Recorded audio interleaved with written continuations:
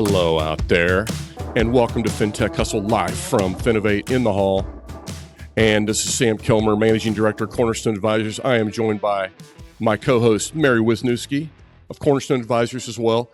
And we are here with a rock star group of FinTechers that I have the privilege of, Mary and I have the privilege of talking with over the next few minutes here at Finovate. So let's just go ahead and get right to the introductions. I've got Rilla Delorier here, who is let's see, you're a veteran banker. You've got, you were at SunTrust. You were at all these different places. Now you're on multiple boards, including Coastal Community, right? That is right. Oh, yep. Great. And NYMBUS. And on the NYMBUS on the board of NYMBUS. Union. That's and Atlantic Union. Mm-hmm. So thank you for joining us. Happy Appreciate to be it. You betcha. So, we also have Tammy Bangs, Vice President of PortX. Thanks for joining us, Tammy. Thank you for having me, Sam. And I see you've got the coffee, the lipstick right there on top of the coffee. That's okay. So we're going there. And then also Jeffery Kendall, CEO of NYMBUS. Good morning. Right. It is. Yes, it is early. And thank you, by the way, Jeffery, for sponsoring the coffee tray that you brought down. At that value somewhere. Right. Oh, you're humble. You're humble. So anyway, great to be with you guys. I think, as you guys know, we just do an unscripted chat. There's no hidden agenda or big mission. There's no crib notes, no that kind of stuff. So just no preparation. Yeah. So if this sounds like it's the demo tape, folks, it's the demo tape. I always like to start off by saying, what are you hearing, seeing, any big nuggets you're taking away from Finovate, Rilla? Oh, I'm up first. Yeah. Want me to hold this? Absolutely. Let's see. It's, day one was yesterday. What I will say is I'm noticing a difference in some of the fintechs in that they're more interested in looking at partnerships and maybe even acquisition from banks. I think fintechs are realizing how hard it is out there to raise capital in this environment. We're also seeing some consolidation in fintechs that have similar value propositions. They're also realizing the importance of scale because of regulatory concerns. And so I think that's shifting from just trying to sell their capability to thinking about different ways of going to market, partnering with banks, partnering with other fintechs, potentially even looking to sell their technology to an organization who can scale it and kind of grow it faster. Excellent. Tammy, what about you? Any perspectives from day one? I just keep hearing best of breed over best of suite. That's just what I constantly am hearing from customers and prospects alike. I think that was a best of suite alarm going on. It was. Like it's in me. Good stuff. What about you, Jeffrey? The biggest thing I've started to see at conferences is that there's been a dilution of the content. But one of the things I've seen at this instance of Finovate is that the panels are a little bit more honest. They're a little bit more authentic. And I think that that's bringing some fresh perspective to sort of some of the talking head points that you kind of get caught up with a lot of the conferences. This is now the sort of format, I think, for content delivery at conferences. So it's good to see it kind of improving and getting out of the just sort of the same thing we've heard at every conference over and over. So heard that for sure. Yeah. Mary? Sure. I'll take it. Yeah. And it's good timing on that comment, Jeffrey, because Jason of Alloy just put out a blog post about like how people should not be saying all this BS kind of stuff of like platitudes and blah, blah, blah, blah, blah, which I feel like I'm doing right now, but hopefully in a more fun way. But to your point, what caught my eye, I guess this was before the show, was Fifth Third acquiring Rise, which I just think is like remarkably interesting. And so I'm also looking at like acquisitions and, here there's more debate on, what's the long-term viability of neobanks. And I know Daylight had really sad news this past week. It's closing down. So I think a lot of people are also looking at what's going to happen to other neobanks. Yeah. And I thought it was pretty gutsy, Rilla, on the panel that you were on yesterday. I really liked how you brought up kind of like, okay, we've been talking, and including me, we've been talking about niches for the longest time. They're really super valuable. They can come with concentration risks, right? So there's this kind of trade-off.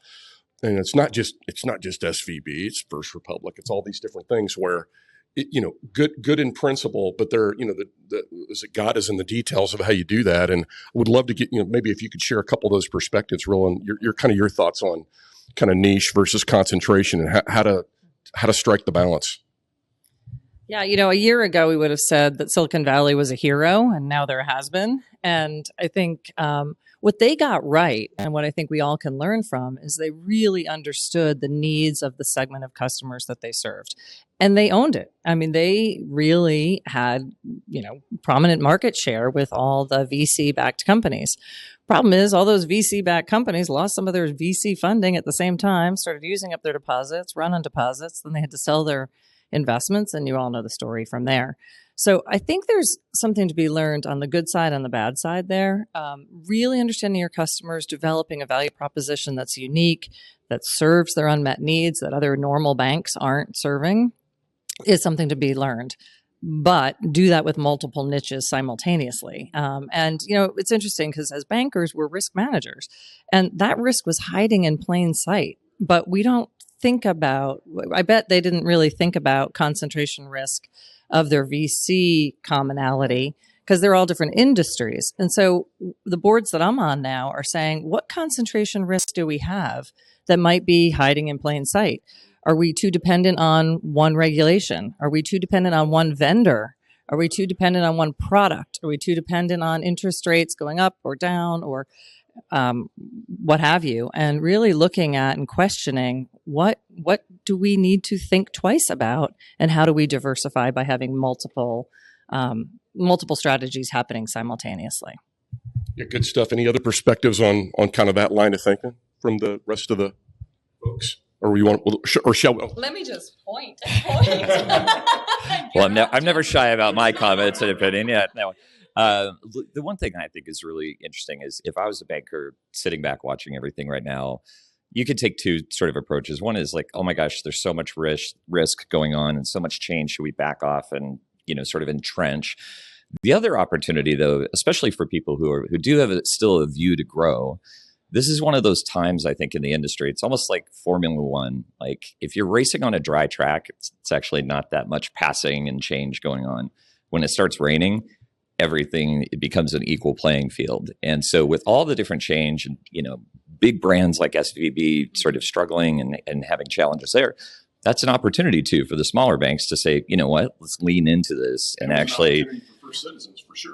Right? That's right. So I think that it's going to be a transfer of just who is doing the business, not necessarily that it's going away. And that's the opportunity, I think, for folks. Good stuff. Mary, anything? Yeah, well, a little bit separate, but I sat in on a financial inclusion panel, which was really interesting, actually, because, a lot of the points coming up were like, hey, we actually haven't done very much to improve anything over the last decade or so. Of course, there's exceptions. People will argue overdraft fees, banks are dropping them. That's evidence of things working a bit better. But, to your point earlier, Jeffrey, people are being more candid at things. And I thought that was striking. But also, this was separate of this event, and coming out in a Gonzo blog soon. But I am a little bit obsessed with this new neobank called Charlie, which has all the problems that a lot of neobanks will, including its only its revenue model is interchange fee to begin with. But it no, it's I specialize in But I'm so intrigued by it because it's advancing Social Security payments up to 4 weeks early. Again, that's only solving one problem one time. But I think the vision is we'll help you get discounts on prescriptions, because one thing that only became clear to me recently is that seniors are overdrafting on paying for their prescription bills. And that's just awful, but also an area of opportunity, I think, for, financial services. So it's a real pain point. And that's one of the things that I've always loved about niches is, if we figure out the concentration risk. And then, so I thought, Jeffrey, that I totally agree with your point about the transparency that's coming through on some of these panels. I mean, the panel that you're on, Rilla, I thought the panel that Theo also had, the same thing. We were getting very specific examples, and we were stepping back away from the blah, blah, I thought, on balance. I think another topic that I'm hearing is just more confidence around ability to integrate applications together.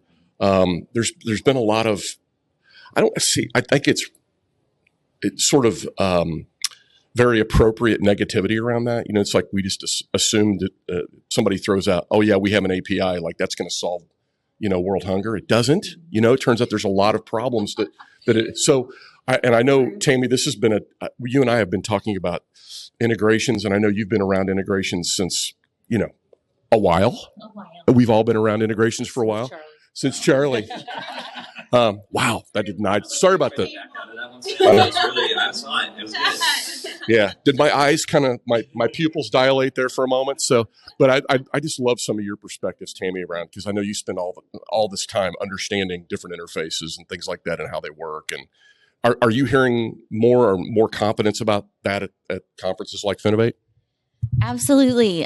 Yesterday, the comments from Valley Strong Credit Union really struck a chord with me, because she basically was like, don't wait for your core. Wait no longer. Don't be limited by that, and really kind of forge your own path from a technological perspective. And I think we can't wait around anymore, right? And wait around for the second or the third best thing, which is what the top cores deliver. And so folks are really moving into a zone where they're going to kind of define their own technological future, and working with someone who is a middleware layer will kind of help them do that, whether it's sticking with the same core or going with the new core.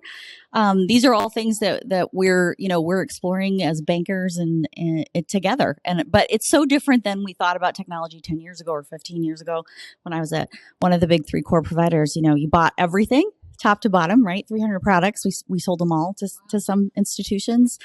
And you're never going to get a very good set of products if you buy everything from one place, right? So that's not the way I live my life, right? I don't buy my milk at Macy's, and I don't buy my clothes at King Soopers, right? So yeah, no, banks shouldn't do that either, right? It's not the best experience for bankers, in my opinion. So one thing I wanted to add about the conference is I love the diversity, right? That's something I am noticing, that it doesn't, not everybody's, over 65 in a blue suit, right? And that's pretty cool. Not everybody's making or even knows what Charlie is. So that's pretty awesome. Charlie, man, that's some good stuff. So any other perspectives on integration or anything else you're seeing here? Yeah, no, I totally agree. I think, interoperability is obviously still a topic. It's been a topic for the past 15 years, but we are seeing some of the cores catch up, and that's okay. That doesn't mean that everybody's going to replace their core right now. We know that that's a challenge to do. And so I think taking an approach where you have an integrated stack on top of it is totally great, especially for people who that's not practical, right? You have to always sort of look at it the lens of where the customer is, where the bank is, and everybody's different. The one thing that I'm sort of struck by coming here, and this idea of best of breed versus a total stack, though, is if you're a community banker, it must be really, really intimidating trying to manage all the different vendors that we bring to the table to make some sort of things that we would say table stakes work. It's like you got to have a digital banking front end. You got to have an integration layer. You got to have a data cleanser. You got to have a KYC. If I was a banker just going, how do I navigate the 100 different contracts, the 100 different relationships I now have to start managing?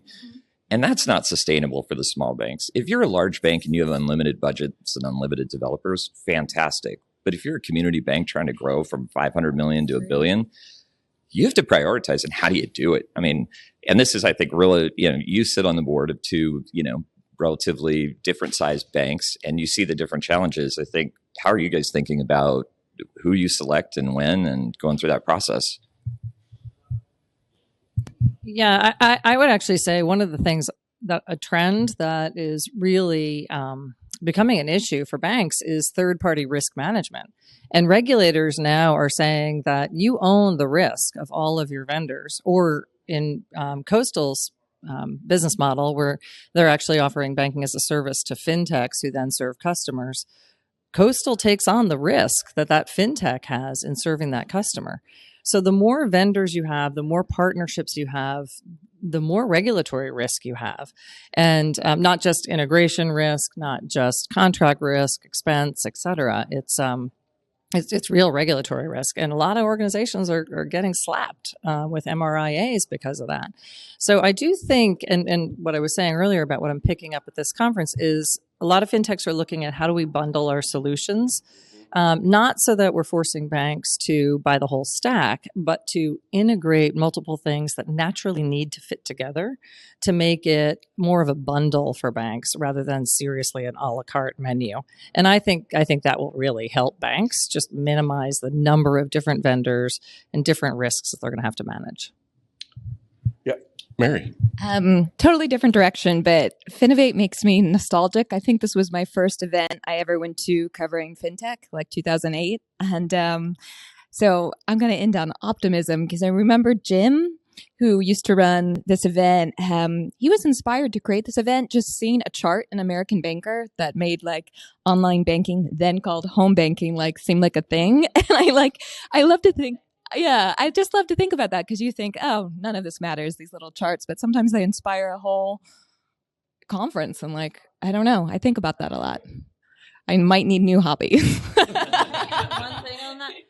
I love coming here because it is the next generation. It is a younger group of people, and they are smart. I mean, they are really smart at understanding market opportunities, capital raising, how to really think about reducing some of the pain points of banks. The level of intellectual curiosity and constant learning and awareness of what's going on in the market is in conferences like Finovate is different than the energy I pick up at other banking conferences where it's really bank heavy. So I get inspired when I come here and energized. Yeah, and the fact that they have one in New York and one in San Francisco, I just think these towns have such energy, and I agree. I think we should. I like the idea of ending on a high note. I thought that was a great reference, Mary and Rilla. And so thank you for joining us on FinTech Hustle. These are your commemorative double albums. Don't try to put a needle down on these because they are coasters. Put your favorite beverage down on them. Thanks again for joining us, guys. We appreciate having another In the Hall, unscripted episode of FinTech Hustle. Thanks again. Mary, any closing comments? Yes, thanks, Sam. All right. Rock on, folks.